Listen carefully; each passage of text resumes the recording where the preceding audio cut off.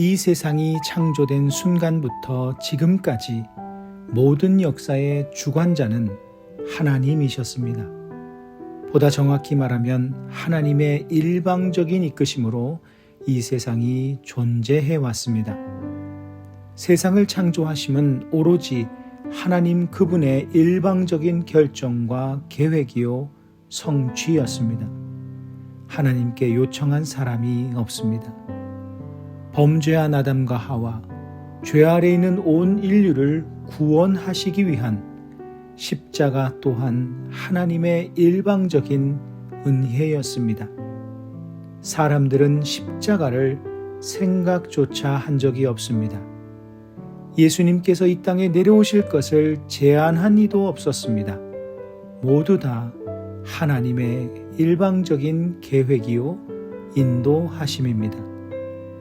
오늘 본문 말씀에는 하나님의 이런 일방적인 사랑의 모습이 풍성하게 기록되어 있습니다. 하나님께서는 노아와 그 아들들에게 생육하고 번성하며 땅에 충만하라는 말씀을 2번이나 하십니다. 이 명령은 최초의 아담에게 하신 말씀입니다. 이는 곧 노아를 통해 또 한 번의 새 창조의 역사를 이루시겠다는 하나님의 의지입니다. 누가 요청한 것이 아닙니다. 하나님의 일방적인 선언이십니다. 또한 죄악이 관영했던 인류였음에도 사람 안에 하나님의 형상을 그대로 두사 사람의 존귀함을 유지하셨습니다. 사람 안에 있는 하나님의 형상을 거두어 짐승과 동일시 하실 수도 있으셨겠지만 하나님께서는 사람 안에 하나님의 형상을 계속 유지하심으로 그 존귀함을 유지하셨습니다. 이 또한 하나님의 일방적인 은혜입니다.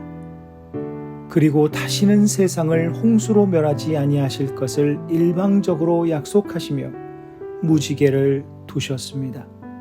이 또한 사람들이 약속해달라고 요청한 것이 아니라 하나님께서 스스로 약속하신 것입니다. 놀라운 은혜는 12절에서 16절의 무지개 약속인데 하나님께서는 노아와 아들들에게 무지개를 보거든 나의 약속을 믿으라 이런 식으로 말씀하지 않으십니다. 오히려 반대로 하나님께서 무지개를 구름 사이에 두시고 그 무지개를 보시며 스스로 언약을 기억하고 지키시겠다고 노아와 아들들 앞에서 맹세하시듯 약속하셨습니다. 이 얼마나 놀랍고 크신 은혜입니까?